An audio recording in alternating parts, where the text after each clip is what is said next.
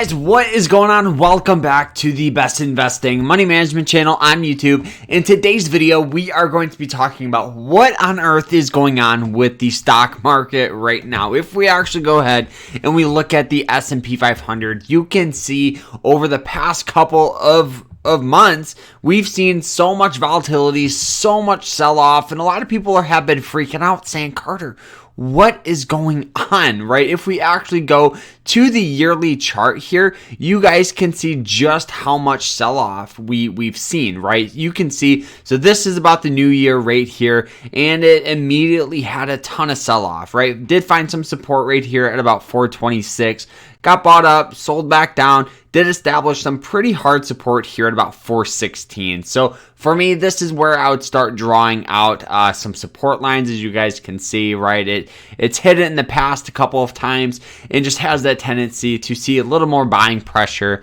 here than anywhere else on the chart. So you can see it hit it twice and got a lot of buying pressure. And then it hit this 460 mark, and a lot of people thought, okay, all right, the crash is over. We're gonna slowly start seeing some highs here, and then we had just some troubling sell-off. And as of today, we did have about a 2% fall in the general market. And anytime we have that much sell-off, a lot of people like to freak out, stating, Carter, we are due for a crash.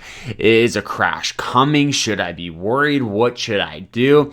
So for me, I honestly don't get really shaken out by sell-off. For me, it honestly it's more of an opportunity to pick up a couple of shares at a pretty decent price, right? For me, it's like buying this ETF a couple of months ago, and I'm just going to hold it, not even worry about it, right? Anytime there is sell-off in the market, in the S&P 500 for sure, I understand over the past 90 years, through all the ups and downs of the market, we've always had that annual return rate of about 10%. So whether we're going through a crash or we're going through the best year the stock market has ever seen, we've seen growth. And at the end of the day, that's all I personally care about. In this short-term sell-off, this short-term speculation is all just emotion. And I try not to let emotion get into my investing. So if we look at the chart, you can see it's had some great returns. This right here was the 2020 March crash, where it fell from 320 all the way down to about 216, and then immediately got bought up, right? If we actually go and we look at other crashes, right, you can see all these dips where people freak out. But as long as you have that outlook of 2 to 5 years, this short-term volatility is not going to mean much. Everybody that said they would have lost money in 2008. Well, if you would have bought in 2008, you're buying on peak lows. If you would have bought in 2007, right now you're up handsomely on your investment. So it's all about having that outlook for the market.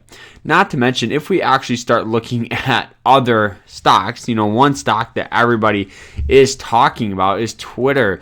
Twitter did announce that Elon Musk did buy out the company, right? So anytime you have that type of news, there's so much speculation in it, so much volatility. You can see, right, if we actually go and not even look at the yearly chart, but if we actually go look at the 10-day chart, look at this. Look at all these ups and downs that this stock has seen, right? These pop-ups, huge sell-offs, pops up, huge sell-off, popped up, huge sell-off, right? He pretty much said he bought 9%, but then he wanted to buy the whole company, and they said no, and now he's buying the whole company.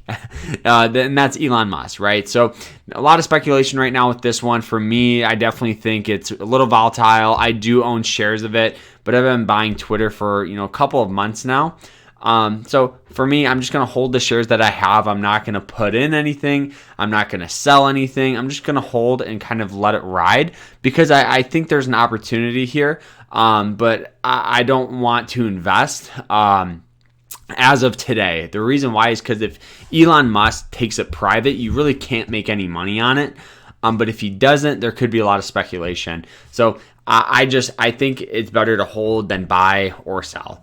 Another stock that is making moves is a company that I've been buying, and I'm starting to regret it. It's Facebook. I've been pretty much dollar cost averaging this one here ever since the dips. I probably will stop buying it and just kind of start holding it.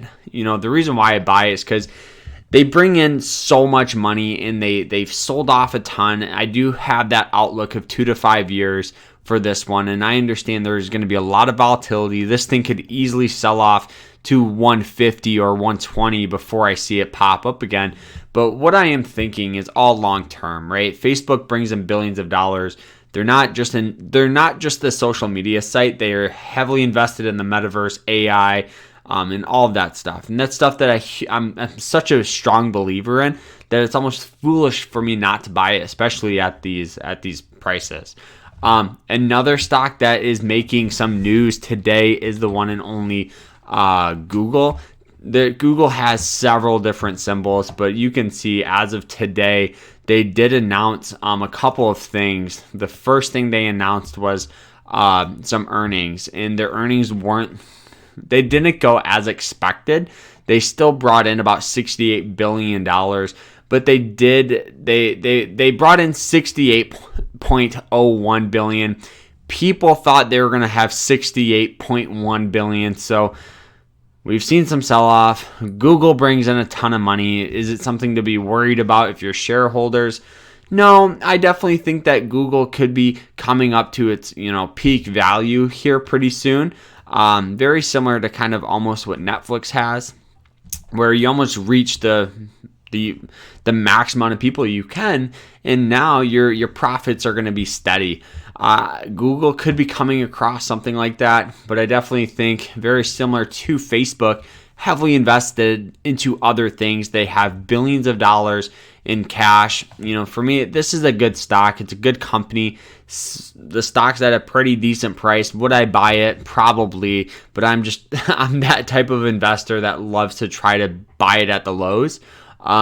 But this one here, good one. I don't think that this is something to be getting shaken out of for sure. The next stock here that I want to go ahead and talk about is Robinhood, right? Robinhood today fell 5%. It's cutting back on staff, and it's just not doing as well as people want, right? And if we actually look at the yearly chart, you can see this thing's just been getting hammered down, right? It IPO'd, it popped up to 85. Next thing you know, this thing's trading under $10 a share. People have been freaking out. At the end of the day, this thing is a high growth, high volatile stock that, yes, it's fun to buy, but you don't go heavy into something like this. Keep it under 0.5 of your portfolio. What that means is for every $100 you have invested into other stocks, other ETFs, put 50 cents, $1 into this, and just let it ride, right? High risk, high reward. If this thing pops up back up to 80, which it probably won't for years, then you make a little money. But the beauty of it is if it goes to zero, well, I'm only out 0.5 of my portfolio, and that's that.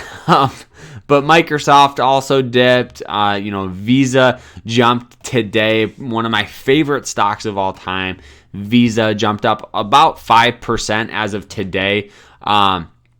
After the payments company posted an earnings beat on top of the bottom deadlines. Also, Visa expects travel recovery to continue to boost its growth because they make a lot of money off that. And you guys can see yearly, it did have some great growth, hit 229 and started stair-stepping its way back down. But if we actually look at the 10-year chart, it does have some great growth. Over the past couple of months, we've seen a little volatility, which just has to generally do with the market condition we're in. But you can see right here at $200. For me, it's a good deal, but I'm a Visa investor. I love the company, so I don't really get shaken out too much with this one as well. But all these guys, these are going to be growth stocks. In the S&P 500, the first one, that's what I put 50 to 60% of my portfolio in all at once, and then the rest I just have it in fun growth stocks that I try to manage it the best that I can. And I do have several different accounts, but that's kind of what's going on with the stock market as of today with all the big hitters. If you have any questions, make sure you guys ask them down below. But other than that, remember to stay happy, guys. Stay positive. Stay safe out there. And we will see you guys later. Remember to stay happy, guys. Take care.